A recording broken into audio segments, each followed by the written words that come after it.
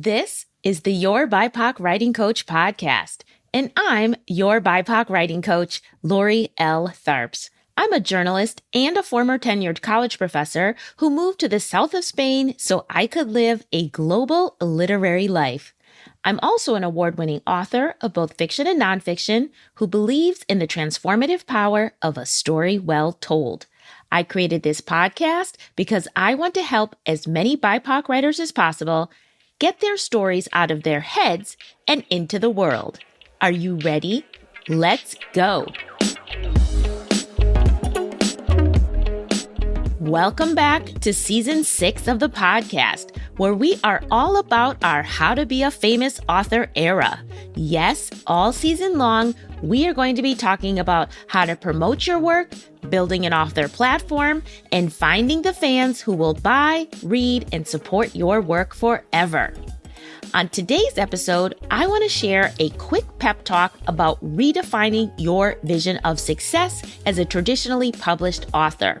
This is a critical component of becoming a famous author. In order to be famous, you must figure out first what success will require. So on the show today, I'm going to share some stats and facts about the publishing industry that may surprise you, but that I really hope will help you understand what really matters to publishers and ultimately to the people who want to read your work. By the end of this episode, I want you to have a new definition of success. So let's get right into it. Hello, wordsmiths, storytellers, and scribes. Welcome back if you're a regular, and welcome to any new listeners who are out there. I'm so glad that you're taking your writing seriously. I'm going to be honest, I got the idea for this pep talk by listening to another podcast. One of my favorites, actually. It's called The Shit No One Tells You About Writing. The show is hosted by two very well-respected literary agents, Cece Lira and Carly Waters, and they share insights about the publishing industry, and they also critique query letters that listeners send in. I highly recommend the show. Anyway, on this recent episode that I was listening to, Carly and Cece were talking about their takeaways from a big publishing conference they had recently attended in New York City. At some point, they started talking about the metrics for success. And while many authors pray for a debut on the New York Times bestseller list, according to Cece and Carly, that's not really what success should be. Statistically speaking, a book's chance of making the New York Times bestseller list is literally less than 1%. Yes, less than 1%. And what's more, the New York Times bestseller list isn't solely based on book sales. This has been talked about a lot recently, but quiet as it's kept, there's like some behind the scenes shenanigans that take place where people are deciding who's actually going to make that list. Yes, they do take into consideration actual sales figures, but that's not all they're using to decide who's going to make that list. Again, behind the scenes, nobody can really say what it takes to make it to the New York Times bestseller list, but the New York Times bestseller list isn't even the only bestseller list that people want to get on. There's a USA Today bestseller list. There's the Amazon rankings bestseller list. And even though I am loath to support the devil that is Amazon, statistics show that 50% of books in the United States are purchased on Amazon. So if you legitimately want to see how your book is selling, you can check the rankings there. There's also the Black bestsellers list and the indie bestsellers list. And I'll actually leave links to all of those so you can widen your idea of a success metric if you're using bestseller lists or if you want to use bestseller lists. Anyway, I understand that every author wants a gold star in their life, and making those bestseller lists feels like that. It feels like that gold star, and it would be a good thing. I'm not knocking it. I mean, yes, being on a bestseller list is a great thing, but is it really the true marker of success? From a mathematical standpoint, it really shouldn't be, because you really have no control over making that list. And this is what I mean by that. You could sell out every single copy of your books that were printed. Let's say you had a print run of 2,000 copies. Let's say your publisher was modest and they thought, we're going to publish 2,000 books because we're confident we can sell that many. Well, if you're competing against a book that had a 10,000 copy print run, Even if you sell every single book in your print run, you have only sold 2,000 books, and the other person who had 10,000 books, they might have only sold 5,000, which is only half of their print run, but it's 3,000 more than you. So you can't win. You can't beat them. So in this way, the idea that you could compete with books with bigger print runs is impossible because it's not a percentage. It's literally absolute numbers. So hanging your success on topping a bestsellers list is truly a fool's game. And it's not what CeCe Lyra and Carly Waters were explaining is truly what publishers look for or savvy authors when they are defining success. Here's what CeCe Lyra said, and I'm quoting, "Titles that never made a bestseller list but still sell a good amount of copies every single week and continue to do that over time, that is success." This is really awesome for publishers and it's awesome for authors because it means that when we agents have to pitch your next book, publishers are going to be like, absolutely yes, unquote. What CeCe Lyra and Carly Waters were talking about is that success isn't hitting the bestseller list, it's hitting the backlist. Yes, the backlist. Let's talk about it. So all publishers have a catalog of backlist titles. The backlist titles are books that the publisher has published at least 1 year ago and that continue to sell year after year. And just FYI, new books that are less than a year old are on the publisher's front list. So we have a front list, which are all the new books, any book that's 1 year old or less. And then you have the backlist, which are books that are 1 year old and older. So let me just burst anyone's bubble here. You have to be clear. Publishers don't just keep printing and distributing copies of every book they published. Just because they believed in your book in 1997 doesn't mean they're believing in it today. If nobody's buying your book in any kind of significant numbers, or the publisher deems the book irrelevant or problematic for some reason, they will not keep printing it. It will not make the backlist, or it won't stay on the backlist, and then your book just goes out of print. Sometimes, if the sales of your book are so lackluster, they won't even print the paperback that they originally promised. Poof, your book doesn't exist anymore. If it's not on that backlist, you can't sell any more copies, you can't tell people to order it, and you literally have to tell people, yeah, I did write a book, but you'll never see it in print. Does that sound like success? Meanwhile, if you have steady sales over time, and your book stays on your publisher's backlist, then there are countless opportunities for you to keep selling, for you to find new readers, for the foreign rights to be sold, for a teacher or a professor to assign it to their students, for the movie rights or the Broadway rights to be sold, for new versions to come out. I mean, we have ebooks and audiobooks now, but who's to say in the next couple of years there won't be a hologram version, you know? I mean, I don't know what's next, but if your book's still in print, the possibilities of new versions to be sold will be possible for you. And best of all, if your book is on the backlist, you still have the possibility to earn out your advance and start earning royalties on your book. Now, reports vary widely. But suffice it to say, it takes authors usually several years to earn out their advance.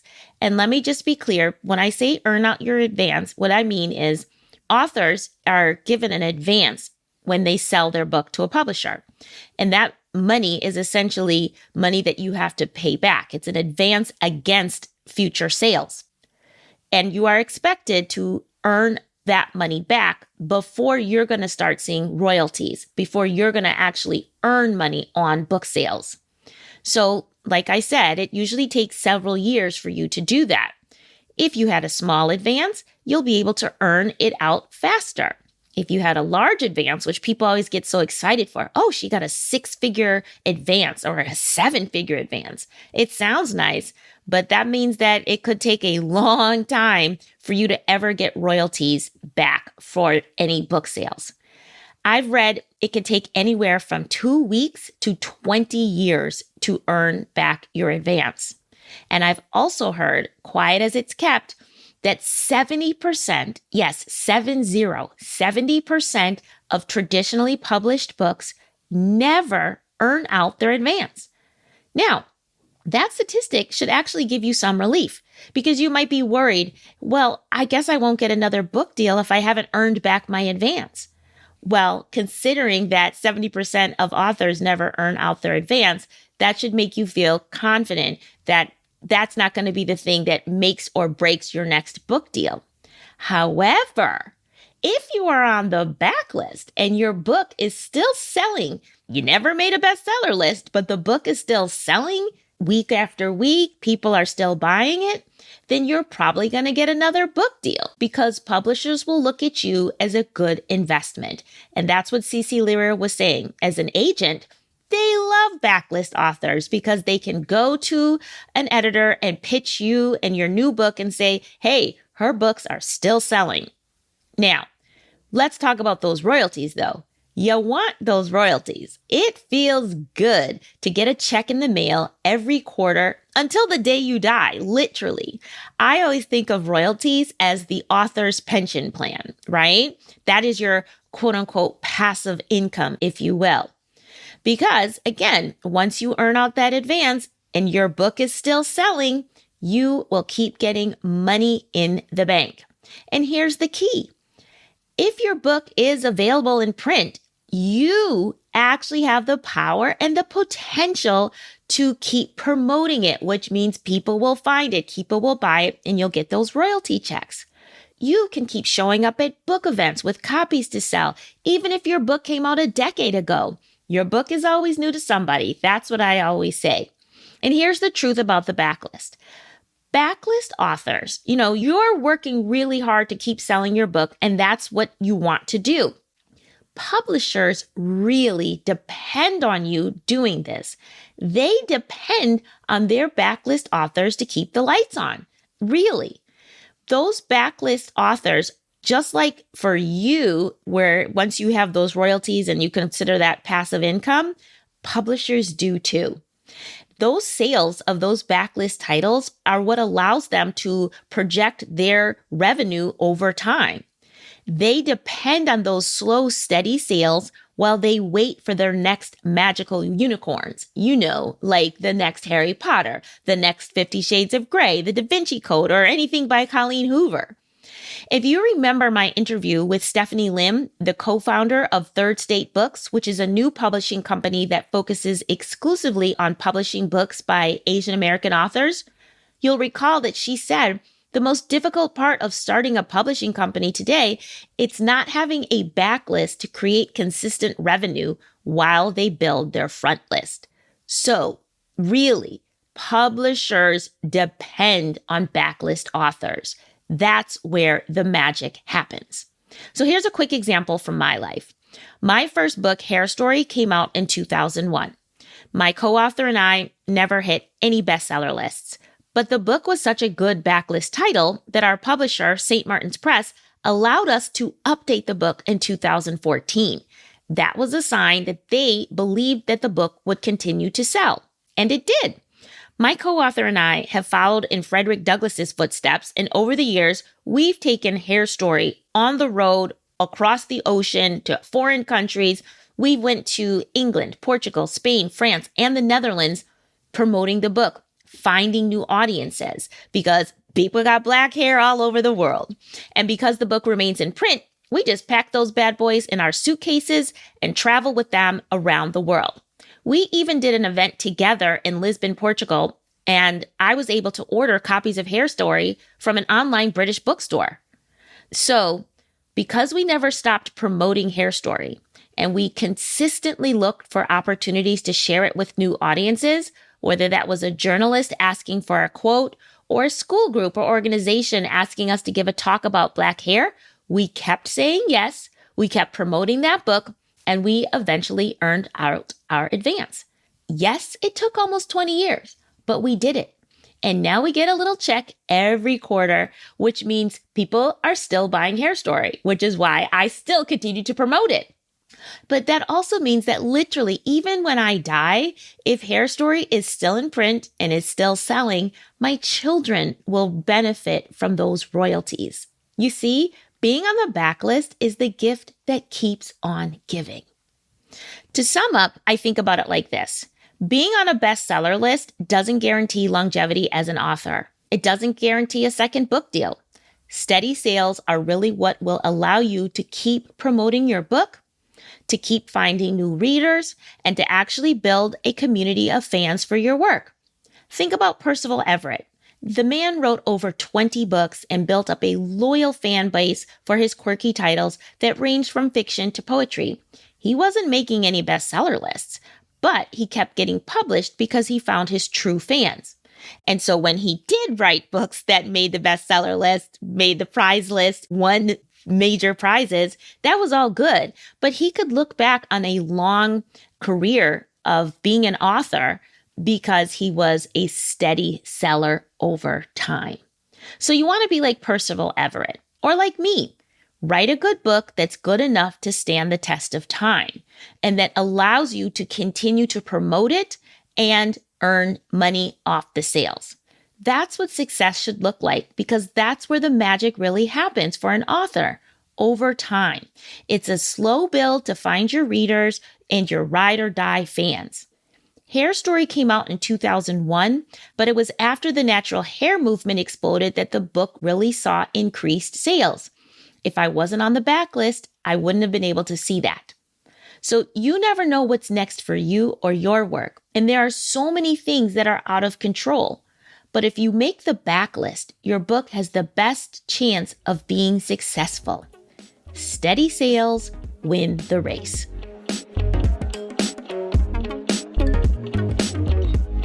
Thank you for listening to this episode of the Your BIPOC Writing Coach podcast. I hope you learned something new today that will help you lean into your famous author era. This episode was also inspired by something Ernest Owen said on his episode about launching a nonfiction book. He mentioned that Angela Bassett never won an Oscar award for a movie role. I know, before anyone comes at me, she did win an honorary Oscar in 2024, but I think we all know what that really means. Anyway, she never won an Oscar for her amazing acting abilities, but she's one of the busiest Black women in Hollywood with a long, storied career. So that's what Ernest said. He's modeling his author career after Angela Bassett. He wants to be working. He wants longevity. He wants more book deals. And he's not looking at awards because they don't guarantee anything. Something to think about, people. Again, nobody said you're not going to feel happy if you make those bestseller lists, but come on now. You want a long career. Okay, scribes, that's the end of the pep talk. If you're looking for more creative writing inspiration, though, and useful resources for your literary life, then be sure to check out the Read, Write, and Create website at readwriteandcreate.com. That's REED, writeandcreate.com. It's your one-stop shop for inspiration and information to optimize your literary life.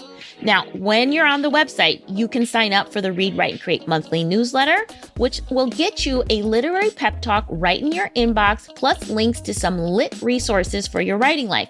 And that happens once a month. You can also find links to our social media handles and my new YouTube channel at Literary Lori. And of course, over there on the website, you can also find out everything you want to know about our amazing community for BIPOC women writers who take their writing seriously, The Sanctuary. All of that is at readwriteandcreate.com. Now, if you want to help me optimize this podcast, remember, there are 2 easy ways you can do that.